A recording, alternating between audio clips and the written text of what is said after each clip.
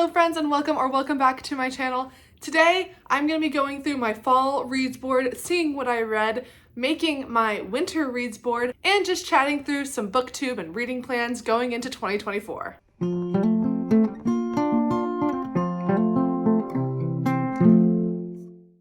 Oh my gosh, guys, I put on some very light makeup today and I hate to say it, but it does make a difference. Upsetting, honestly. No, I am like such an anti-makeup person. Like, I just really cannot be bothered. But today I felt like I wanted to look cute because I normally do sit down and do more formal videos for my TBR board, my seasonal TBR board. But today I'm honestly not feeling very formal. What I mean by that is that I am normally a TBR girl. I make a plan. I love a plan, and how much I stick to it is kind of up in the air, but I usually get to like maybe 50% of what I say I'm gonna read and then just like throw in a couple other random surprises. But I usually do like stick pretty well to a plan. But the past couple months I have been feeling more and more in a mood reading phase. Very odd because I really wouldn't call myself a mood reader, but here we are. Sometimes it happens. So with that being said, I have not been really itching to do my winter TBR board because I just feel like what I am thinking I want to read now, it just like, how likely is it that I'm actually going to do that? I don't know. And I don't want to feel like a failure when I end up not reading them. So I don't know. I've been just not wanting to attempt it. It's already December 14th. So we're into the winter season. We're 2 weeks into the winter season and I have not been motivated to do the winter board. But you know, I get it's all for fun. It's all in good fun, right? Like, there's no one keeping track. There's no one that's holding me accountable to what I read. Like reading is not supposed to be a challenge. It's not supposed to be this difficult. Like, yes, sometimes I enjoy, challenging myself in that way, but it doesn't always have to be like that. I think this is something that I've been kind of noticing on YouTube, is that there's a lot of people on BookTube, that have been feeling like they're burning out very quickly because they're really putting themselves through the ringer, like trying to get videos out, trying to do all these challenges, and ultimately just not reading things that they really love. And I've been very guilty of that as well. I actually tried to make a video a couple days ago just about talking through my thoughts on where publishing has been in 2023 and kind of my thoughts.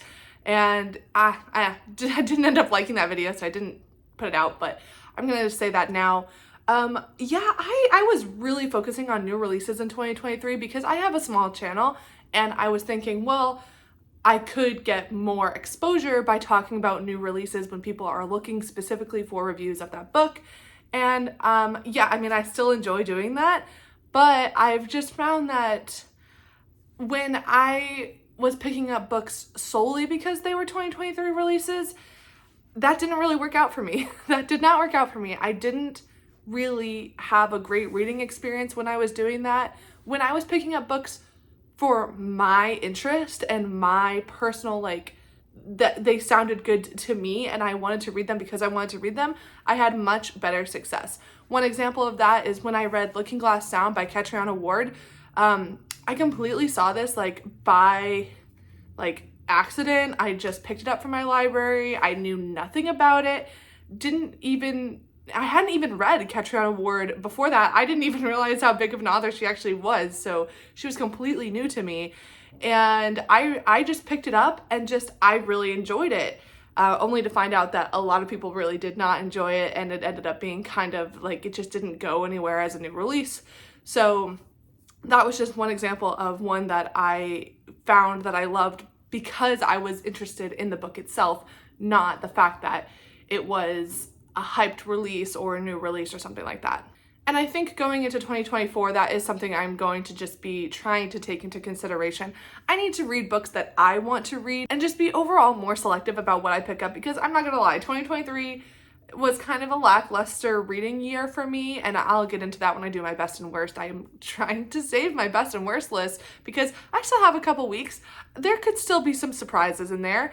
But really, I think that I need to go back to that place of choosing books that just feel right to me, things that I'm genuinely interested in for what the book is, and not the fact that it's been hyped and that a bunch of people are reading it on Bookstagram and BookTube. Like, that's just not a good reason to read a book. You should read a book because you genuinely want to read it. And there is sometimes those two things overlap, but I found that more often than not, the books I want to read are not in that like super hyped area. So I'm just gonna try to like remove myself a little bit from reading new releases just for the sake of it, and go back through my backlist. I've actually recently kind of purged my Goodreads TBR just to kind of see what was in there and pick up something that I wanted, that I've had on my TBR for a long time, that I'm actually genuinely interested in. And it felt great to do that. It really did. So that's what I'm going to kind of focus on going into 2024, is reading either my backlist, reading things that genuinely call out and speak to me, and not focusing on hyped new releases because I just hardly ever like them, to be completely honest. I really never do. So with all that being said, I'm trying to focus a little bit on giving myself some space in my winter TBR to kind of play around with what my interests are, because after reading so many hyped releases and just kind of having your mind in that space of like, what are people reading? What are people talking about? You kind of lose sense of what your own taste is. So I'm trying to cultivate my interest in, my reading taste again in early 2024. But before we get to all of that, I do have a fall TBR board to look through. Let's see what I accomplished. All right, got my little pen out here. Let's chat through what's been on my board and see how we did. Okay, first up on the board was Inkblood Sister Scribe. Well, I tried this. I actually did. I had it from Book of the Month. I read the first 30 pages and I was like, no, absolutely not. This is not for me. I DNF'd it super fast. And honestly, no regrets. It was a long book and I could just tell that this was gonna be a book that I just knew I wasn't gonna like it. So DNF'd that, but I did pick it up and I did try it. Romantic Comedy by Curtis Sittenfeld. Well, you know what? I read it. It was terrible. I hated pretty much every minute of it, but I read it. Monstrilio by Samana Cordova. That's, how did you say his name? Gerardo Samana Cordova. Yes, I did read this. I did read this for the Literally Dead book club. I think it was like in October. Was it October or November? I don't remember. Read it. I thought it was okay. I gave it 3.5 stars.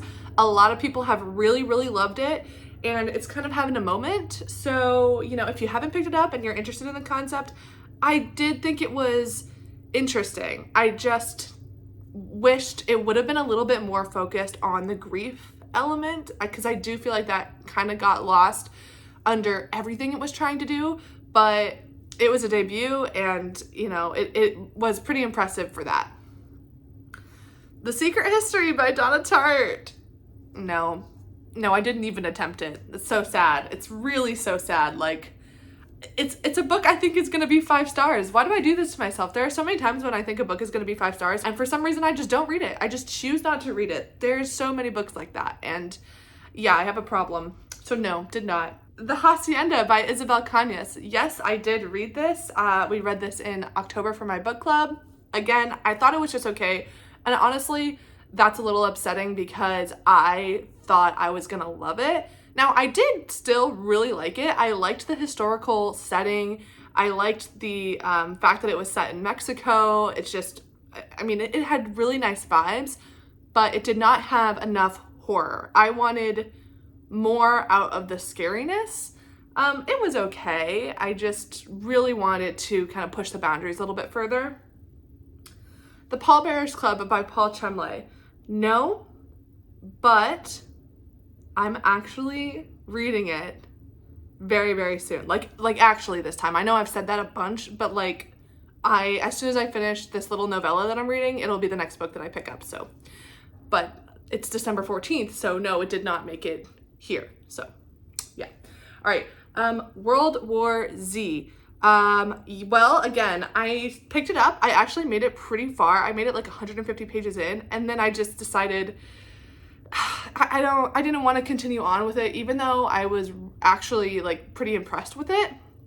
It's just very dense and politically heavy, which normally I would like, but it's really focused on the war element, like the war part of the zombie war is really forefront, and I just didn't really care to read so much military stuff. So I technically DNF'd it, but I kind of skimmed the ending so I could just like see. But yeah, I mean, I actually liked it. I'm gonna count it as read. Did I read every page? No, but I read a lot of it and I actually did enjoy it. I don't know, there's just something, there was like a disconnect. Like I liked it, but like I'm also probably gonna unhaul it. I don't know, something weird went on there. Daisy Darker by Alice Feeney. Yes, I read it. I had an okay time. It's a super short little quick thriller. I read it and I owned it, which that made me happy that I read a book I owned. Midnight is the Darkest Hour by Ashley Winstead. Another book I DNF'd so fast. I don't even think I got 30 pages into this book before I DNF'd it. I hated it immediately. So I DNF'd, and honestly, I'm glad I didn't push through because I'm pretty sure that like, I don't think a lot of people liked it. I certainly was not gonna like it, so. The Silent Patient by Alex Michaelides. Spoiler, but yes, I read it. That is a book that I read for an upcoming vlog, which the Pallbearers Club is also included in. So, but yeah, happy to say I did read that. Bone Clocks. No. Every TBR it's on. Nope. Did not even attempt it. Bone Clocks by David Mitchell. So a friend of mine, Caitlin Bandy from Bandy's Books, we talked about doing a buddy read for this, and I do believe it will happen at some point. I gotta get this thing off my TBR. It's getting embarrassing at this point. Am I gonna put it on my winter TBR? Probably, yeah. Normal People by Sally Rooney. No, I haven't, but I actually think that this book, I got it. I had some extra Book of the Month credits that I needed to use because it's December, I need to get rid of them. So I actually ordered this book from Book of the Month, and I'm pretty sure it's in my mailbox like right now. So I'll read it very soon because it's a short book and it's Sally Rooney. It's the last Sally Rooney I have left to read, so I definitely should get to it. And then I just wrote Ishiguro. I think it's because I was in between reading Clara and the Sun and When We Were Orphans. I didn't know which one I was going to read, and I'm happy to say that I can check that off because I did read Clara and the Sun in November. So, I mean, actually looking at this list, like the only one that I did, okay, there's two. There's two books on this list that I just didn't even attempt, and that was Bone Clocks and This Secret History. All of the other ones I either read or attempted to read and DNF'd. I had 3 DNFs, 2 of which I DNF'd very, very quickly. So like, I don't know. Did I give them a fair shot? I wasn't gonna like them. If you know that fast that you're not gonna like something, I think it's fair to just DNF it. And then World War Z, I got over 150 pages into, and it still had like, so that was like just under, that's probably like 40% of the book. So I had a good chunk left to go, but I did give it a really fair shot, and I actually liked what I read of it. I just could not deal with all the military stuff. I really couldn't. So actually, I'm kind of proud of myself. I read 1, 2, 3, 4, 5, 6, 7, 7.5 books off my fall TBR board. So I'm proud. I'm really proud of myself. And I knew that when I made this fall TBR board, I tried to get to books that only like I knew I would pick up for a certain reason, either for a vlog or book club books, because I was more likely to be successful. I like to see myself win. But honestly, really very, very happy with how I did in the fall. And now it's time to wipe this thing clean and do our winter one. Oh my gosh. Bye, fall 2023. Okay, new fresh board, winter, I'm gonna say winter 2024 because 2023 is done. It's done. And I'm not going to put any books on this list that I've read in December, because like that's kind of cheating. So what I have behind me is a stack of books that are possibilities. These are all books that I own. Actually, one of them is from the library, that I think I'm in the mood for. So like I said, definitely in a mood reading kind of situation here. And these are the ones that are calling out to me. There are a couple books that are for book clubs in here, but they really are just, you know, I just started pulling these off my TBR shelf. Like, these are things that I kind of want to do. So I'll get to those in a second. But first of all, I mentioned this in a video, like, I don't even know how long ago. I was just kind of looking through my TBR and I was like, oh my gosh, what if I did this in the winter? I did this vlog. And that is reading isolated winter horror thriller books. And I'm super, super, super excited about it. Last year in January, I did just like reading winter thriller horror books, and I had a really good time with that vlog. And I've kind of learned that one thing I really enjoy is a super isolated setting with winter books. So I have a list of those books that I'm going to start off with. The first one being Near the Bone by Christina Henry. I cannot express how excited I am to read this book. I've never read a Christina Henry, but the way people talk about this book, and her as an author, honestly. But listen, I don't know anything about these books I'm going to talk about other than they are isolated winter thrillers / horror situations. So I'm so excited to read this. I've heard people say it's just like one of the best isolated winter thrillers. So we got to read it. Another one I'm looking at is Dead of Winter by Darcy Coates, another author that I've never read. She is kind of like a popular popcorn thriller author, so I honestly don't know how this one is going to go for me, but I love the cover. And I do think it's going to be a quick read, so I'll give it a try. And then going for a more horror angle, I'm going to try The Hunger by Alma Katsu, another author I've never read. Actually, looking at this list, I've never read from any of these authors. So, yeah. Alma Katsu is a pretty popular horror author, and The Hunger is a winter horror kind of, I think it's inspired by the Donner Party. So there's cannibalism involved here. Let's try it. Another isolated winter thriller I see everywhere is Breathless by Amy McLeod. I don't know how to say her last name. See it everywhere. Actually, shout out to Mikala for actually recently putting out a video that's all her isolated horror winter thriller recommendations. It's like she read my mind and she knew I was going to make this video, so she had to give me her recs. And I'm pretty sure this was on here, and I've seen this one in a lot of places. I, again, don't know too much about it, but I'm curious. And the last one that I'm hoping to get to for this video is The Drift by CJ Tudor. Never read a CJ Tudor. And actually, I'm just looking at this list, and all of these isolated winter horror thriller books are written by women. We love that. Okay. Wow. Never read CJ Tudor, so I've been very curious, and The Drift just sounds right up my alley. I'm so interested in just like a difficult, hard winter setting. So those are the books that I'm going to be reading for that vlog, hopefully. That's kind of a lot of books. That's 5 books. And honestly, that's a lot for one vlog, but we're gonna try. We're gonna try. Okay, let's go ahead and add some of the books that I know I will be doing for book clubs and whatnot. The only ones I have in here are, I have A Psalm for the Wild Built by Becky Chambers and its sequel, A Prayer for the Crown Shy.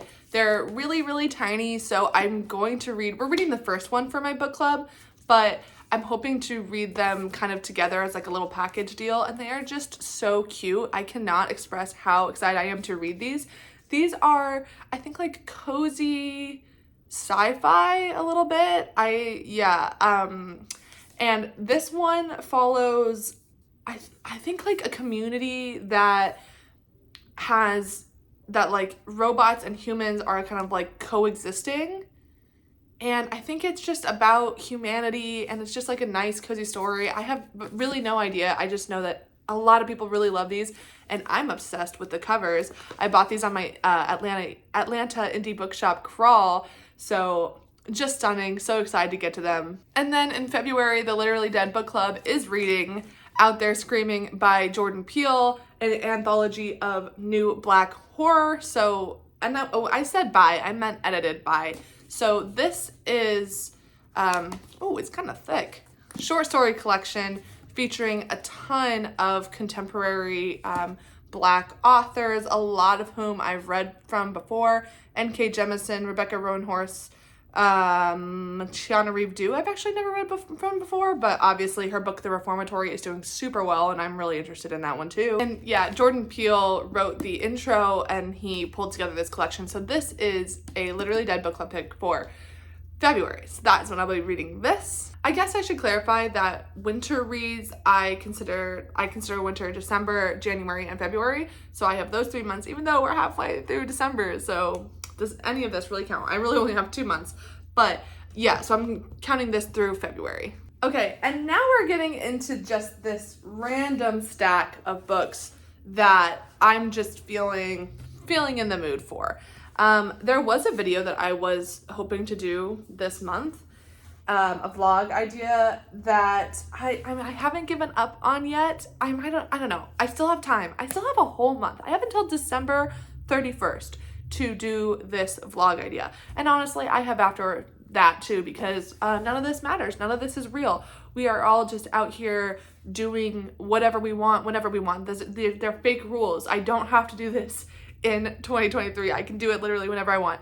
But I did have a video idea vlog, a reading vlog that I wanted to do. And a lot of these books are pulled from that concept. And I do hope I get to them, because the whole point of that reading vlog was to be reading something that I would really love in December. But yeah, let's just take a look and just see what I have in here. So what I'm considering getting to in December, still, the next 2 weeks, we'll see. Well, I know that I will be traveling to see my family for Christmas, and I'm going to be spending a lot of time in airports, and just like, I'll have a lot of reading time. So there's a couple books that I'm really considering taking with me. This is so hard because when I travel, I usually would want to take paperbacks for ease and convenience, but always the books I'm drawn to are always hardback. So I don't know, but I have 3 that I'm kind of considering.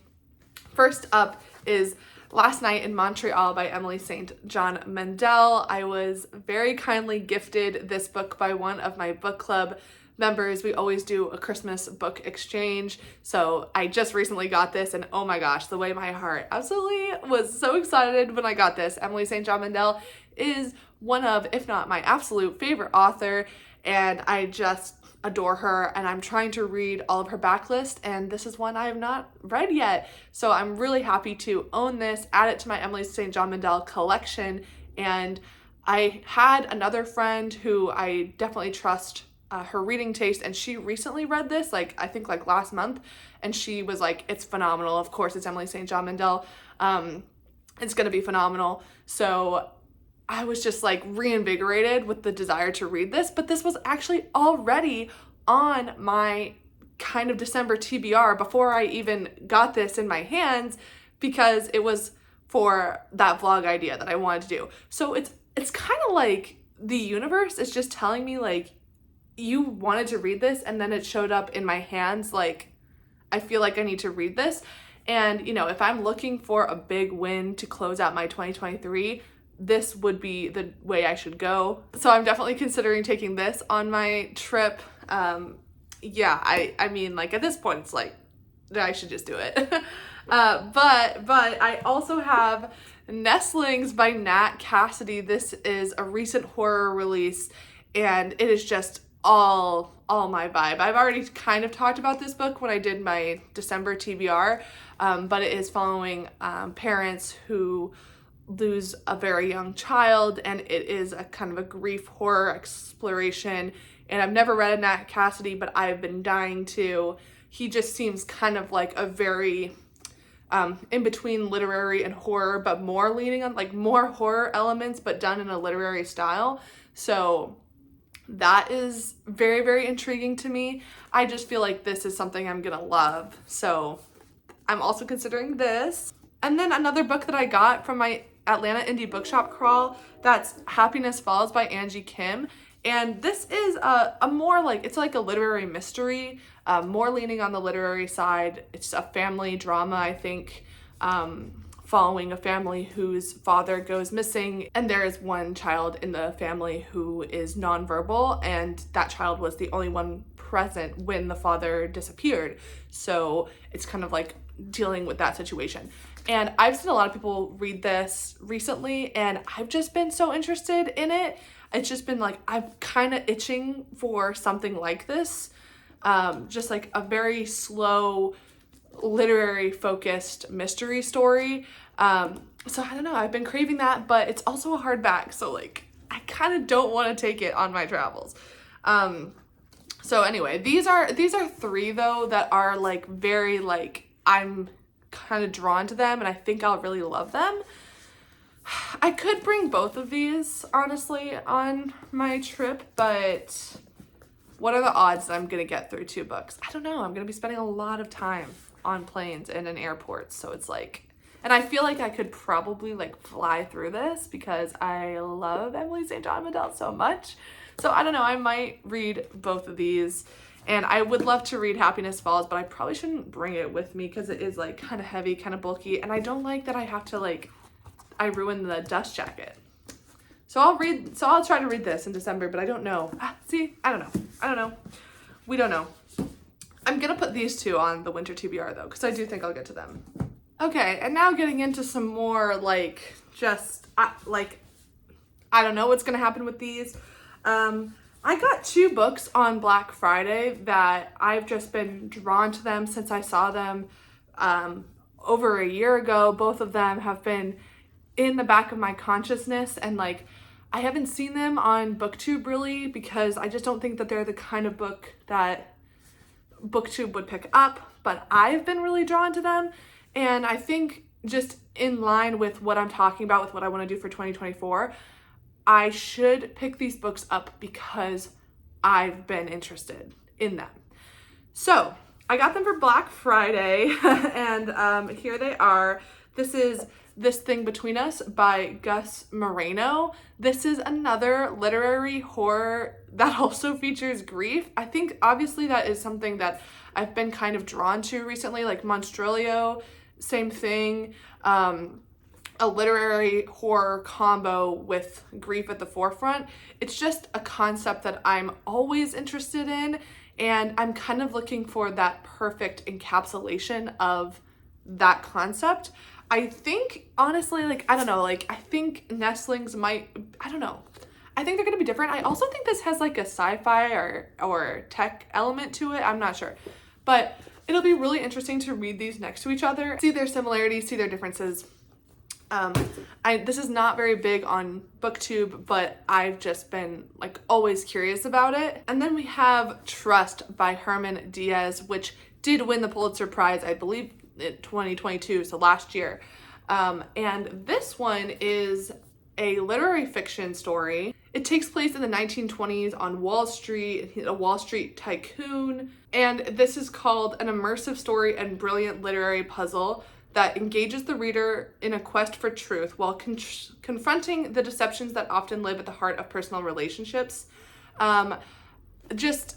There is something about this that really, really intrigues me. I'm interested in the kind of critique of capitalism and just this look at what it costs to be uber wealthy, and I'm very interested in the literary elements of this. It does feel like it's like, oh, it feels kind of heavy. It's a little bit long, so I'm not sure like what kind of mood I'd have to be in to pick this up, but I think that this is something I could really love. And then A Gentleman in Moscow by Amor Tolls. I should really figure out how to pronounce his last name. Listen. Another book that I really think is going to be 5 stars, and for some reason I just haven't read it. This is another book that I feel like I could take on my trip with me. But now we're getting into dangerous territory because I have so many. But it's like, when am I going to stop being an idiot and just read this book? Honestly, when? When is it going to happen? I feel like it's gonna happen in January 2024. Let's see. We'll try. We'll try. Next one is a book I have out from the library right now. This is called The Center by Aisha Manazir Siddiq. And the reason I got this book from the library because when I was actually looking for it on my Atlanta Indie Bookshop crawl and I didn't find it.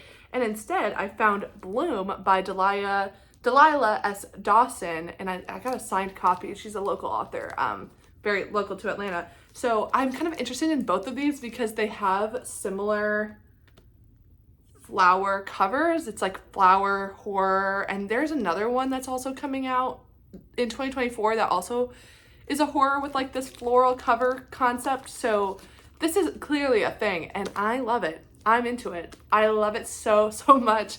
So I want to read both of these together. I don't know if I'm going to do a reading vlog for them. Bloom is really short.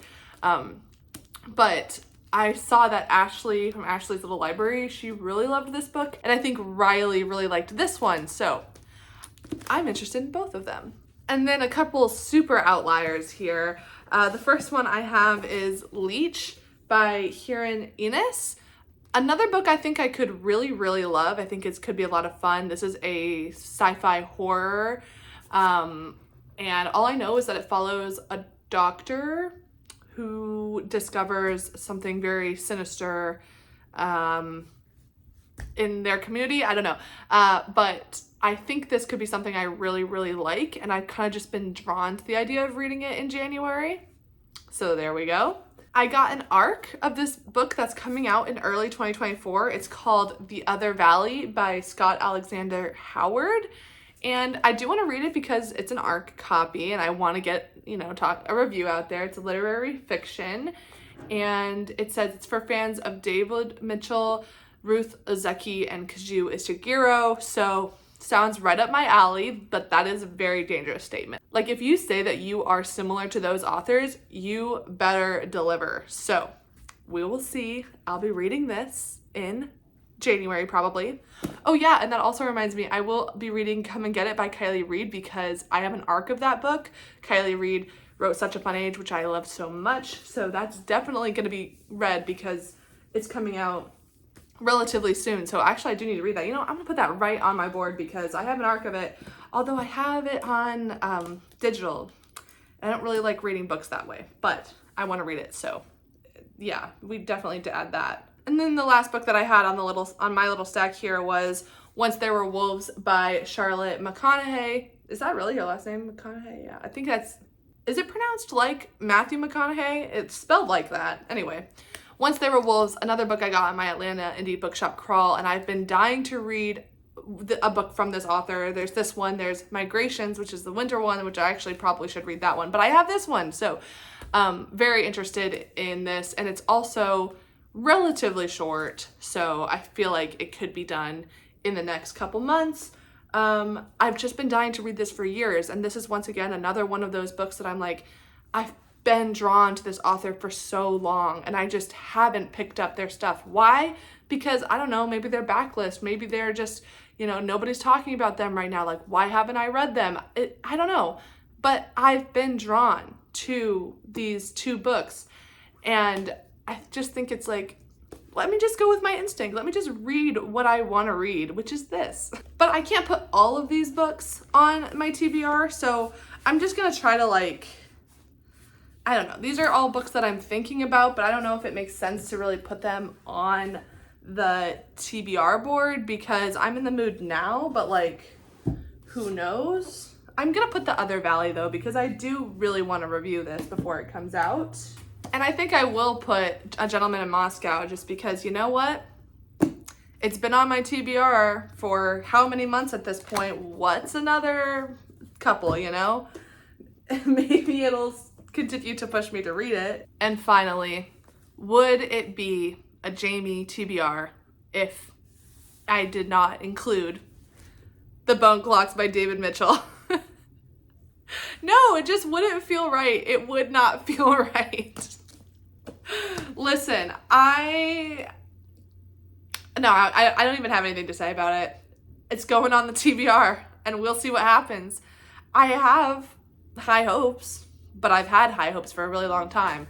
But man, this book is like heavy. Like, why did I just see that it's like 600 pages? Another reason I've been really putting it off. But there it is in all of its glory. It's going on my TBR. It's embarrassing. It's shameful. It's shameful how many times I've written down this freaking title. There it is. My winter 2024 TBR board. Do I feel confident about any of this? No, I really don't. I mean, the winter thrillers, the winter horror thrillers, like I'm really wanting to do that. So maybe, but do I think I'm gonna get to all 5? I don't know. I don't know. We will see. This is what I'm going with. I do feel like this is kind of different than other TBR boards that I've done. I don't feel like there's not a, I don't think there's any hyped releases except for maybe Come and Get It. Everything else is what I've been interested in. So I do feel like this is going to hit on that goal. And if I just like, you know, read the books that I'm talking about here, which are none of these are really booktube darlings except for maybe Happiness Falls, but everything else is backlist. It's way outside of anything else that people have been talking about. So I do feel like this is accomplishing what I'm setting out to do in early 2024 and just get back in a place where I just have this joy for reading, because that's what it's all about, right? Like at the end of the day, like all of us on BookTube, we're making these videos, we're reading these books, we're hoping to build this community, but it's not about anything other than your own personal enjoyment of reading. And that's what I'm hoping to bring to 2024 and encourage amongst any viewers I may have. All right, well, there we go. That was a very long-winded video, as it always is when I do these TBR boards. So thank you so much for listening. Thank you so much for being here. And I hope you have the best, most wonderful rest of your day, week, month, year. And I will see you back here next time, hopefully when I get through some of these books. Thanks so much for watching. I will see you very soon. Bye!